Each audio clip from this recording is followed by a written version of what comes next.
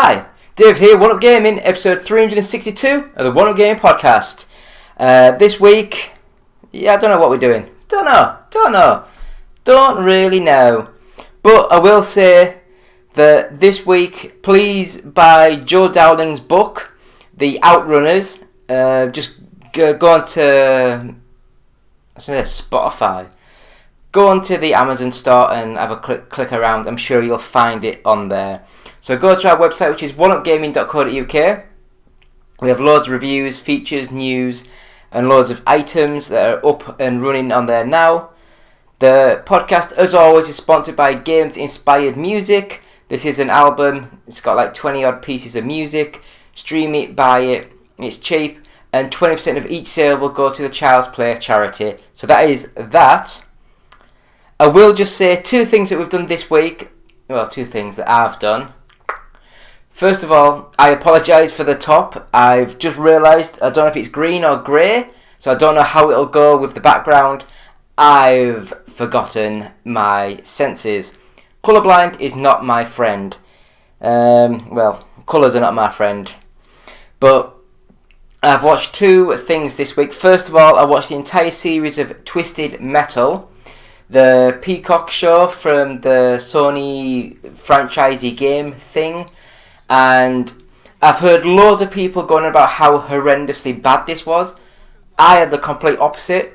I knew going into it wasn't going to be some high drama stuff. It was just going to be stupid comedy, blood, guts, gore, and swearing. And I wasn't disappointed. It was really fun.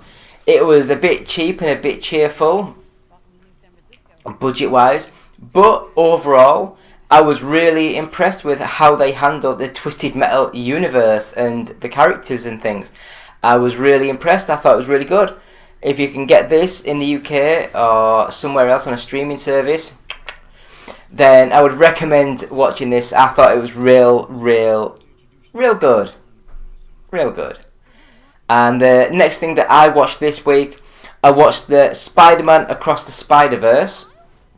And yeah. I know I heard loads of good things about this movie a couple of months ago. I don't leave the house, so I don't like to go to the cinemas much. But I watched this at home. I've got a nice TV, nice surround sound, lights off. And I never realised it was like over 2 hours long. And I didn't realise it was... Well, I'm not going to go into details or spoilers. But let's just say that it was an amazing movie. I really loved it. Story might not be the best, but it really gripped me, and the art styles, because this time, instead of it being the other Spider-Man coming to Miles Morales' dimension, this time he's going to the other people's dimensions, and because he's going to other people's dimensions, the art style changes, the animation changes, all that sort of changes through as he's moving through worlds and dimensions. And I was absolutely floored by how amazing it's all connected and it just flows together. So, yeah, I'd recommend this movie. Amazing. Yeah, it's just good. Really good movie. So we'll have a quick couple of seconds break and we're back with the games being played this week. Hello, Andy. This is Colin. I won't be able to get in tonight. I'm sweating like a pig. Still David, I'll put my teeth back in. Still David, still episode 363 of the One Up Game podcast. So we have a t-shirt to give away. So just subscribe to the YouTube channel and leave a comment on any video that says t-shirt. And we also have the Evercade Interplay Collection 2 cartridge to give away. So again, just subscribe to the YouTube channel and leave Evercade as a comment on any video. So two things we're giving away. Please. And I've got nits. I just like to scratch my head. I will just say, anyone like to comment on what this may be? If anyone watches the channel before, you might know what it is. But I'll open that up in a bit. So we'll go through some of the games that we've been playing this week. So first of all, we have Starlink. Do you know what I've been saying? 362, 63. I think it's 62. Is it 62 or is it 63?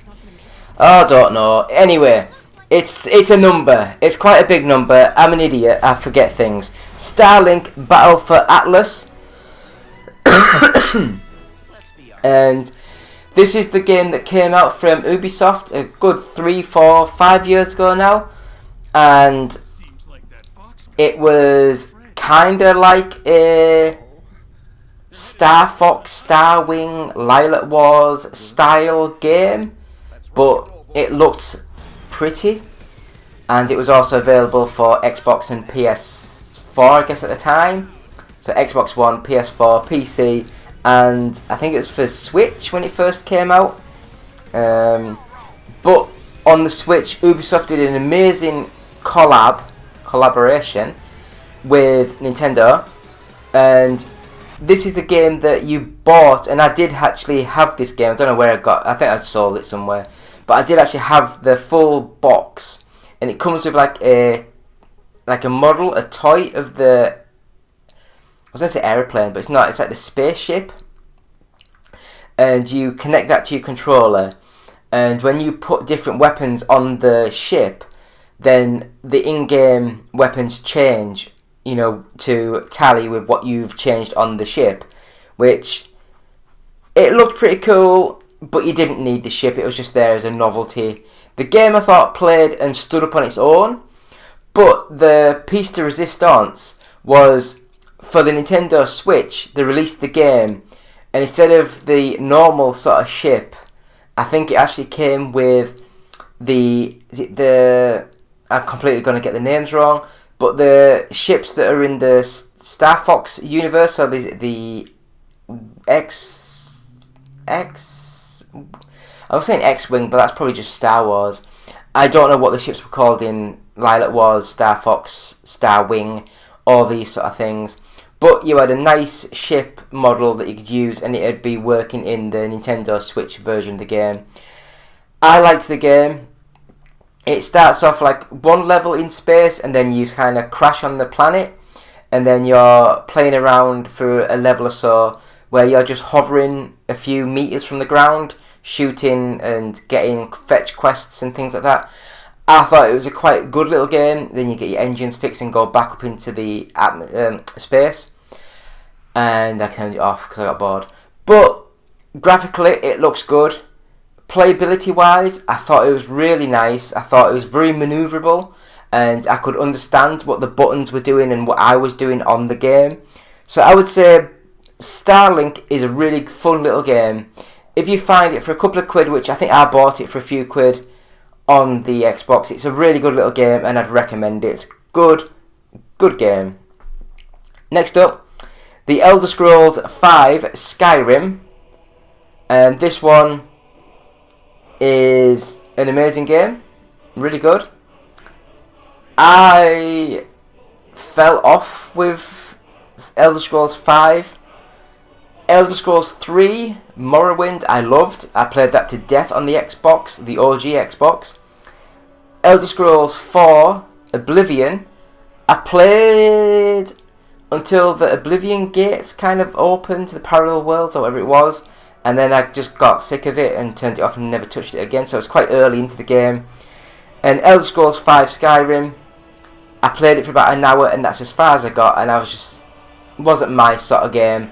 So I don't know if it's just if I'm sick of Bethesda's style of games, or if it's just this one that didn't quite click. We'll find out, because everyone will be going about Starfield soon, but I'll just leave it at Elder Scrolls V Skyrim. It must be bloody good, because it can't get that many awards and that many fans and followers and things if it's not good. But I myself think it's an alright game, just nothing to write home about. Next up, a game called Doggos. Now this one is weird. It's another cheap budget game, and it's got two play styles. First one is a up the screen, into the screen sort of shooter. So like the old style Galaga, Galaxin, those, but it was more of like the 1942 sort of like you going up the screen shooting things, and you get to certain levels and it cuts to a more of an top-down view, open world, twin sticky shooter sort of game. And I think for the price it was really good, really fun, so I really enjoyed this game. I think it's really cheap, so give it a go. Next game, Cue Your Blaster. Now this one I've never heard of, but I got sent it to review. I think I got it sent to review. Either Cheap as Chips or I got it sent to review. I can't remember. That's how bad this brain is. But this game is like R-Type, so a side-scrolling shooter, and the graphics looked nice, crisp, detailed, and I thought it was a good little game. I think the controls and the movements are a little bit better than Doggo's, and the graphics different than Doggo's. But Cue Your Blaster is a fun little game, and I'd recommend it. Anyone that likes the side-scrolling shoot 'em ups, give it a go, see what you think. Next up, Mount and Blade 2 Bannerlord, and this one is an open world 3D RPG, horse riding, tower defense. Watch the trailer, I don't know what's going on, so we'll just skip this now. I played it for about 20 minutes, half an hour, was completely lost. Way too advanced for me. I'm an idiot. If it's not arcade, fast-paced action, I'm lost. So watch this trailer and see what you think, and then we'll be back.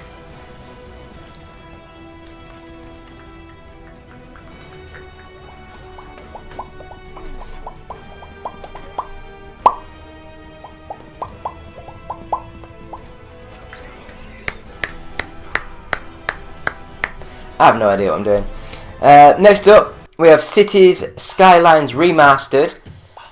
This is a game that I really wanted to get into, really wanted to give a good go, but because, again, I'm an idiot, I loved Sim City for the Super Nintendo Entertainment System, or as I call it, the SNES, and I thought that was just pure gold right from the get-go.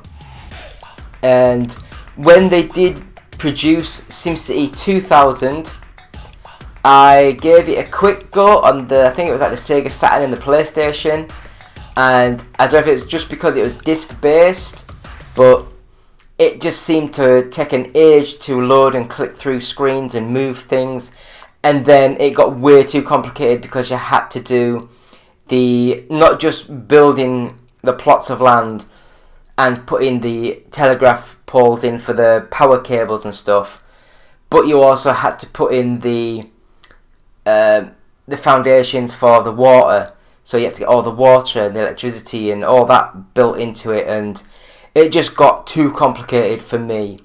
But the problem I had with Cities Skylines was this, in this day and age, is probably better because you have to have all the underground pipes and all that. But on the quick go I had of this game, I kind of got stuck and I ran out of money and I couldn't figure out how to connect the water pipes up, and it was practically game over and I'd have to start again because I'm an idiot. I really am an idiot. As I say, 362, not 363. I think. I don't know what's going on. Last game that we played this week was Monster Hunter Rise, and what can I say? It looked nice, it played okay, characters are completely batshit crazy, weird graphical style. Yeah, I don't know, I just don't get into these sort of games. It's like a lot of the Souls sort of games, I'm not quite a big fan of those. They just don't feel right. They a little bit twitchy, a little bit naff. I think the Souls games play a lot better than the Monster Hunter games. But yeah, I don't know. Monster Hunter, what do you guys think? Leave comments, please. Let me know why I'm wrong. So we'll go into that little tiny toy that I was talking about, the little case. So 2 seconds. So we have this little case, and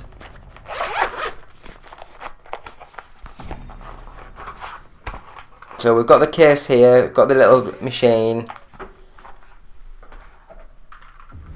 So it's an Anbernic RG35XX. So that is that. So as you can see, it's got the home screen with the recent favourites, the consoles that are available on it, and RetroArch. But as you can see, I've got it now set up so it actually plays PS1 games and saves them. So you go to recent. So there's SimCity that I've been playing for like, it's in-game world 200 years. Gran Turismo 2 on the PS1. Vanishing Point on the PS1. Football Manager 2020. Football Manager 2000. Pro Evolution Soccer 2. And Rock'n'Roll Racing for the Super Nintendo, which I love. And you just press the A button. It loads straight into the game. And you just play. You press the menu button. There we go. Press the menu button. I can't see what I'm doing. And it comes back to that screen, and you can just click any of those to get them going. And this, with these little triggers and buttons, is an amazing little thing. It's about 70 quid. You can do all sorts on it. Please, you can buy them from our website. So just go onto our website, oneupgaming.co.uk, and have a look at this and see what you think. So that, my friends, is what we've been playing this week with the One Up Gaming Podcast, episode 362, I think. Fingers crossed. Yeah, so we'll have a quick break and come back with this week's news. So back after that break. Yeah.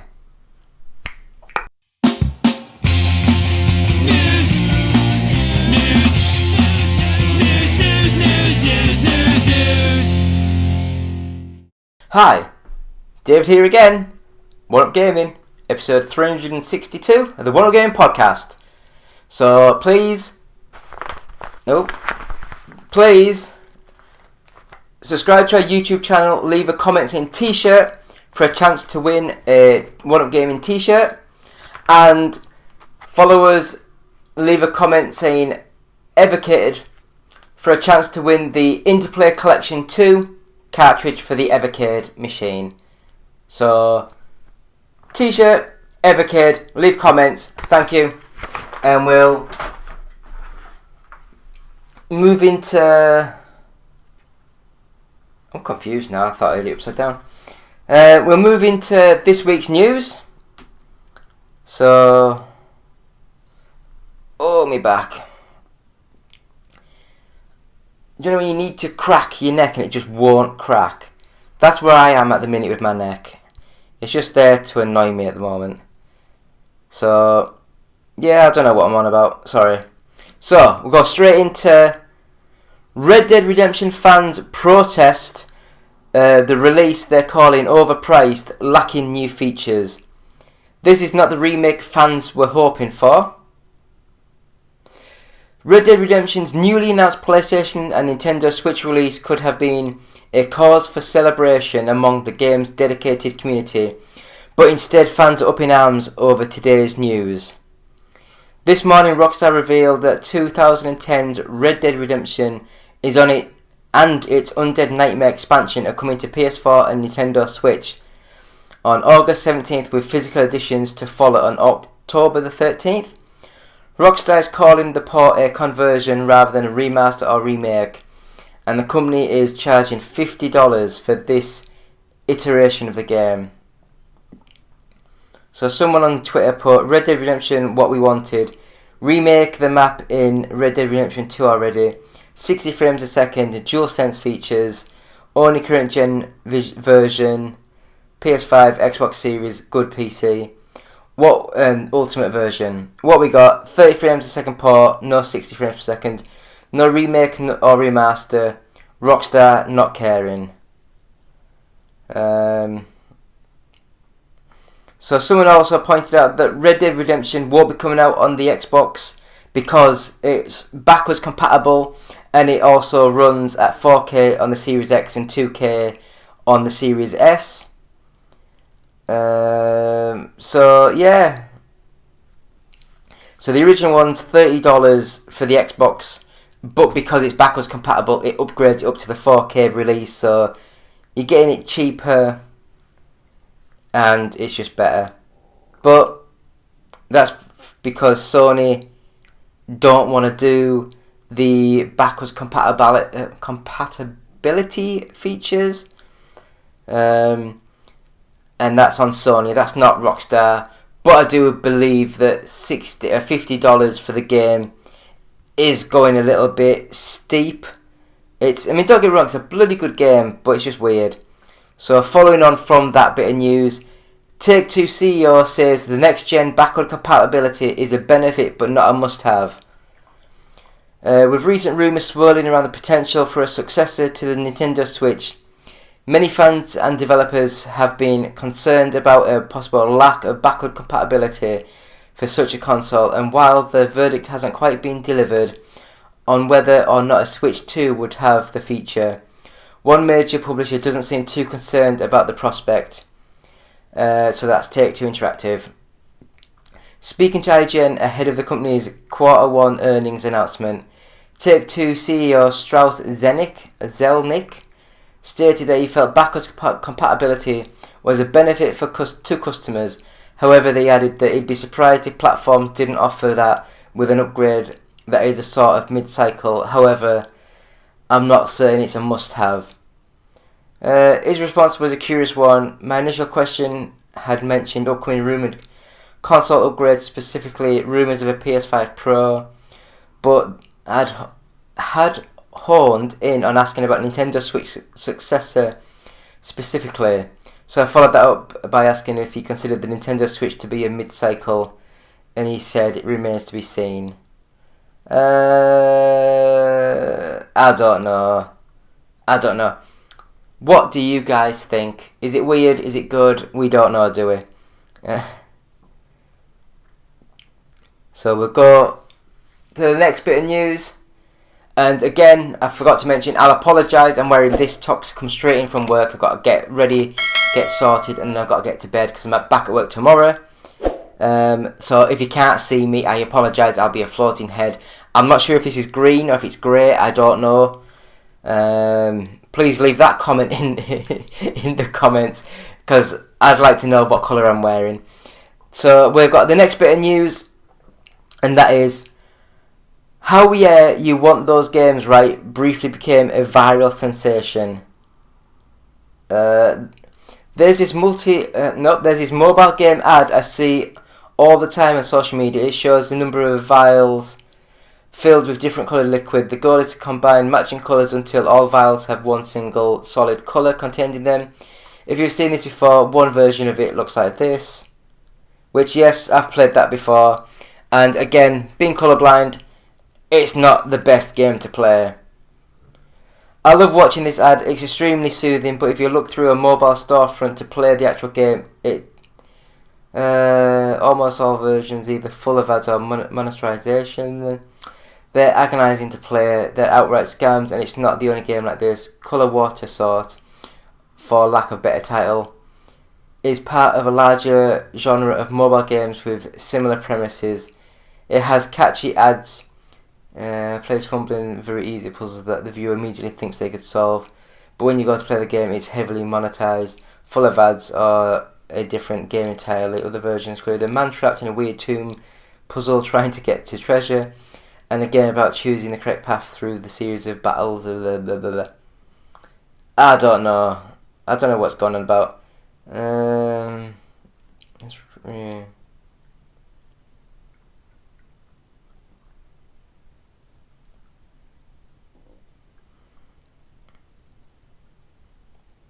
So is this going on about how someone made a game basically like all those other games all mixed together? I don't know. I didn't read it. I got bored. Help. I don't know what's going on. Yeah, leave comments. Do you play mobile games?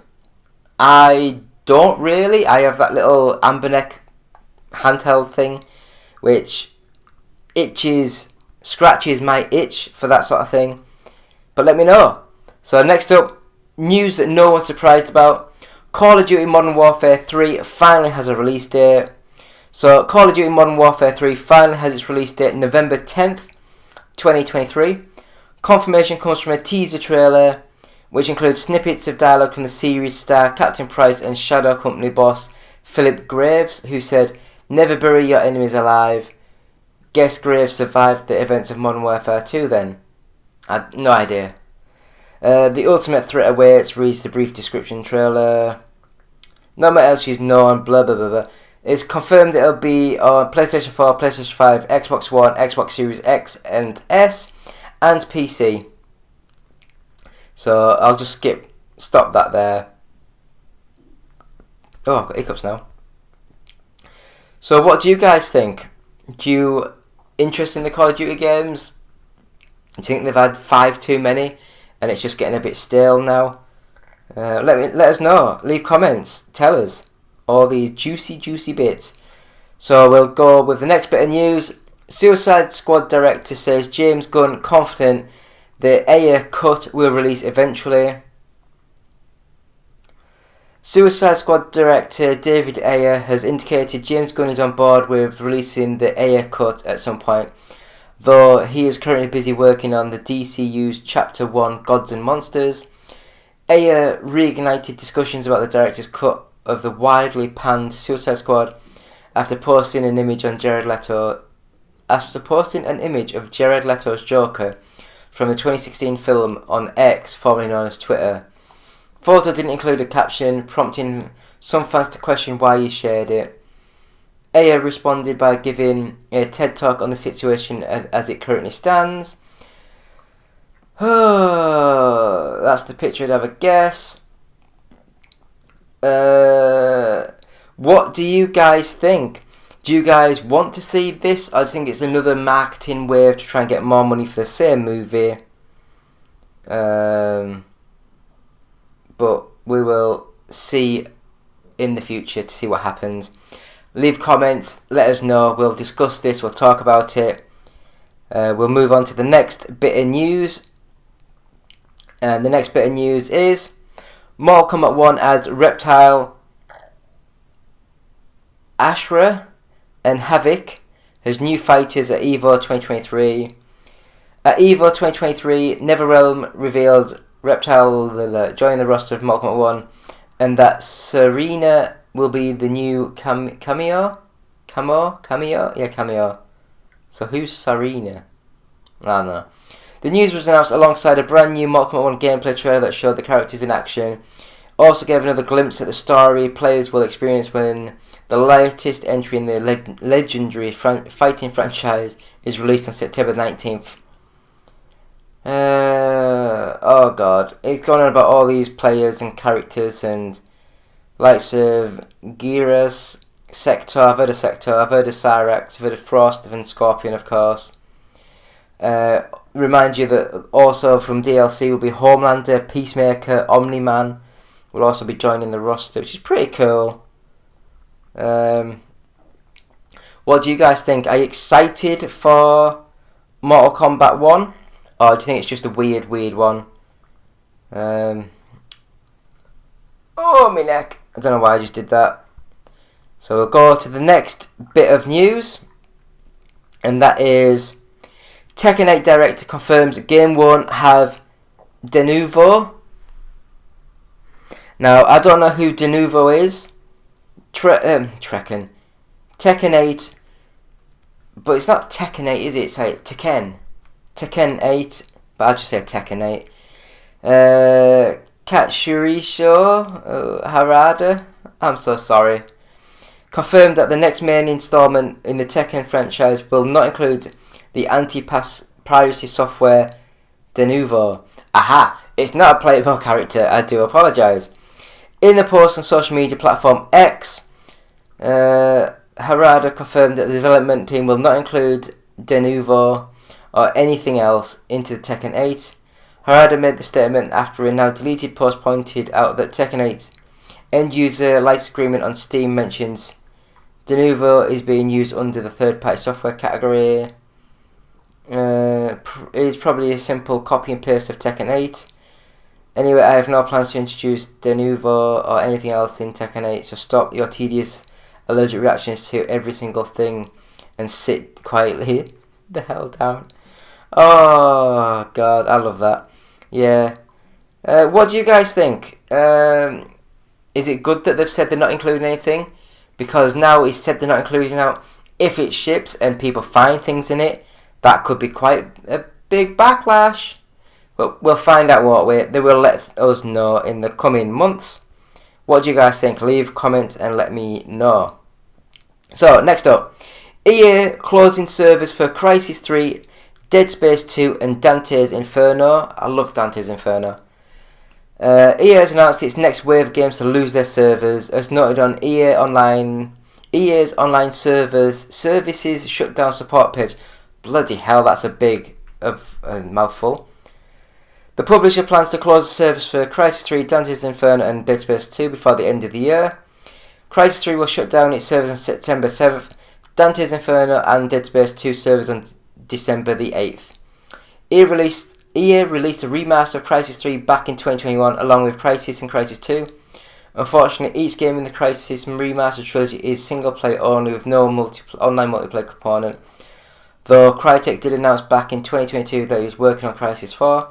News on the next installment in this otherwise dormant franchise has been seldom. These are the latest 3 games EA is shuttering server support for in 2023. As early this year, the company announced it was closing servers for Kingdoms of Amalur, Shadows of the Damned, Syndicate, I loved Syndicate as well, and Warp. While last October they announced the Mirror's Edge. Oh yeah. What do you think? Do you think it's annoying that they're doing this? Can't they just give the games to like a third party people to release, and then they can see if they want to keep them up or not, and not charge things that are going on? But we'll see. We will see what happens. It's unfortunately the times that we are living in. So next up, Street Fighter 6 fans hit out at the $15 Teenage Mutant Ninja Turtles DLC costumes. Capcom has come under fire for the high cost of Street Fighter 6's Teenage Mutant Ninja Turtles DLC. Each DLC costume costs 750 fighter coins, roughly $15, as is the video game premium currency, where you can't buy 750 coins exactly. You need to buy 610 for 12, then an extra 250 for 5. If you want all 4 costumes, Leonardo, Donatello, Raphael, Michelangelo, you need 3,000 fighter coins. The cheapest way to buy that amount is to fork out $50 for 2,750 and then $5 for 250. It's worth noting these turtle costumes are just that. They are not new playable characters, but avatar costumes to use in single-player World Tour mode, lobbies and in avatar battles, and not available in standard competitive multiplayer. The recently released brand new DLC character Rashid, which costs 355 coins, is cheaper than a single Turtles costume, while the $15 price tag for the Turtles costume is in line with skins and other live service games. The Street Fighter 6 community has collectively hit out at Capcom for what they feel are overpriced pieces of DLC. I'd like to see how these characters look in the game. Do we have how they look in the actual game? Come on. No, it doesn't look like it. Doesn't look like it. So what do you guys think? Is this overpriced twaddle? And it's just annoying that companies think they can get away with this kind of thing? Or is this shut up, take your medicine and just accept what it is? So we'll have the last bit of news, and that, my friends, is Spider-Man Across the Spider-Verse digital release makes one version of the film canon. 2 different cuts of the film played in theatres, which I didn't know. The digital release of Spider-Man Across the Spider-Verse has confirmed which version of the film should be regarded as canon, after 2 different cuts made their way into theatres. Shortly after the second chapter of the Spider-Verse saga hit digital storefronts, fans who downloaded the movie put out a PSA for which version of the film featured on the release, after cinemagoers spotted minor differences in the dialogue and animations across 2 different cuts that rolled out in theatres in June. Games Radar picked up on the tweets circulating on X, confirming which version is the real deal. One scene featuring Ming the guy who's a vampire, aka Aka, Spider-Man 2099, and his holographic companion Leia ends with her taking a selfie with a bunny filter instead of pointing her finger, making that the official version. I have no idea what's going on. The digital release also features Ben Reilly, Scarlet Spider, making a remark about trapping Miles in his well-defined, rather than call it a sleeper hold. I have no idea what's going on. Anyway, the bloody movie was good. We don't need to know any more. The movie was good, and I can't wait for part 2. Well, the third of the trilogy. I can't wait for the third one. It was an amazing movie, really good. So we'll have a quick break and come back with the UK Top 40. So back a couple of seconds. Soon-ish? Maybe?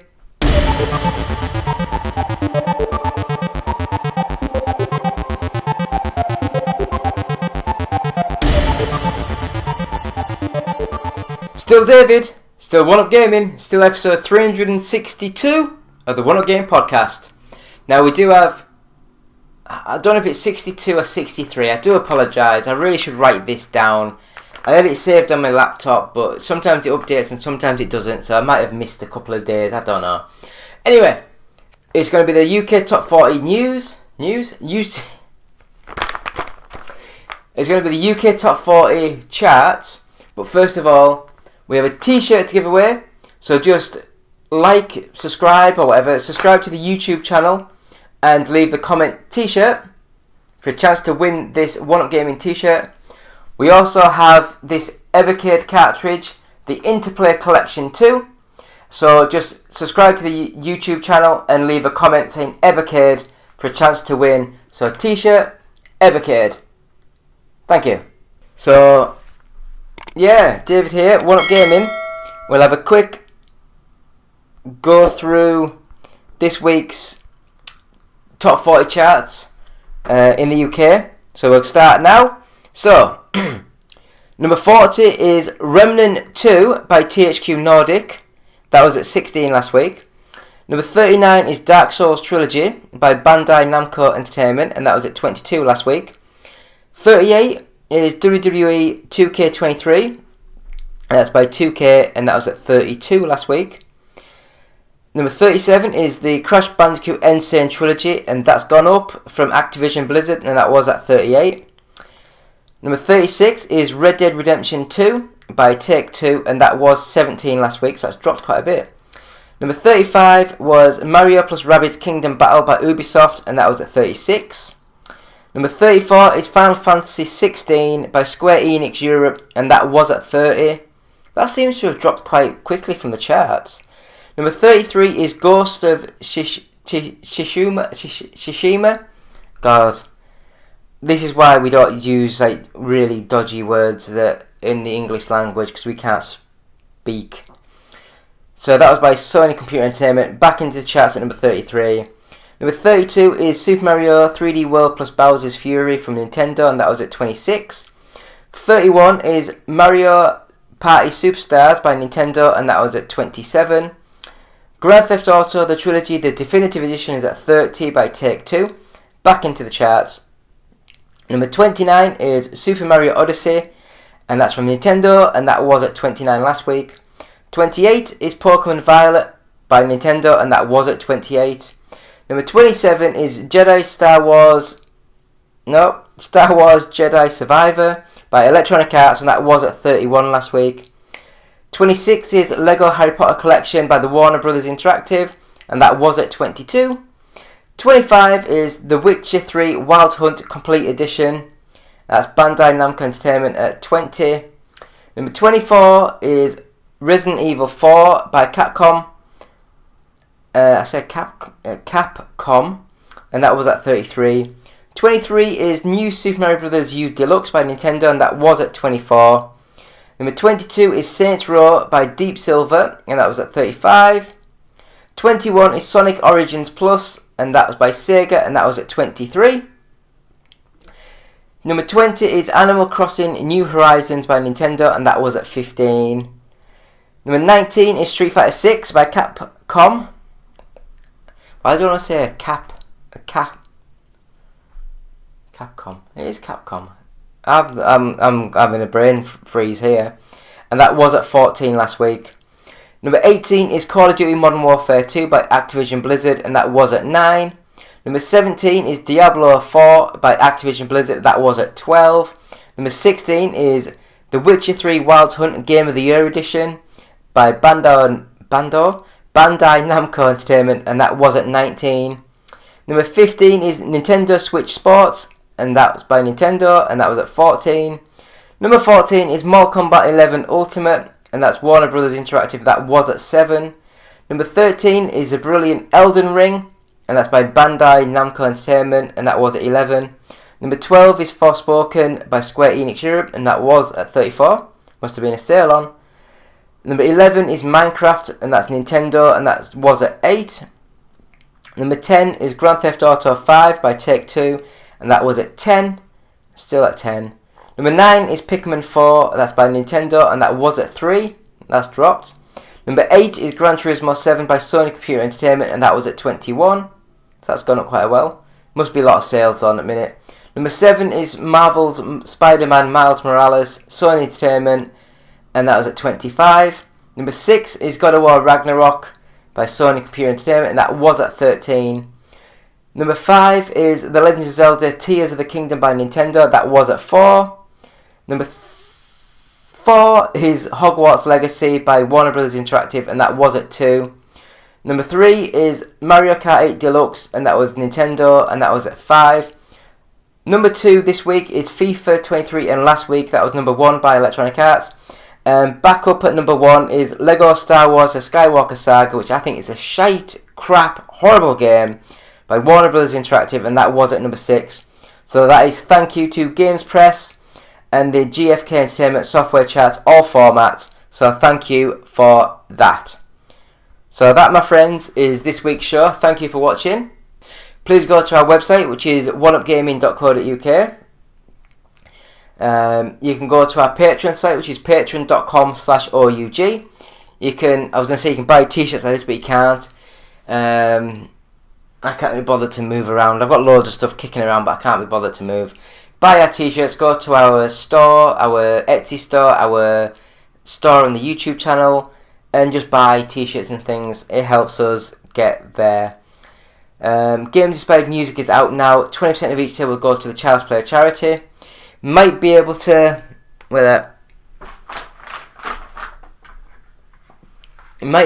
get our first 100 podcasts, audiobooks on tape.com, and that £1 of each sale will go to the Diabetes UK charity. So if that's available, please buy that. Please subscribe to our Facebook page, like, share, bell, our YouTube channel, watch us and send comments and talk to us. You can message us on, you can watch us on Twitch, which is twitch.tv/OUG official. Message us on Twitter, or X as it's now called, at OUG official, or you can email us directly at contact@oneupgaming.co.uk. So it's been me, David, from One Up Gaming, saying thank you all. This has been episode 362, I think we decided. I've got 362 written multiple times. I hope that's right. 362, so hopefully that's right. So please like us, subscribe to us, watch us, share us, send us any messages, any comments, get the t-shirt, get the Evercade cartridge, leave comments, just say t-shirt or Evercade for a chance to win these. So me, David, saying thank you so much, goodbye.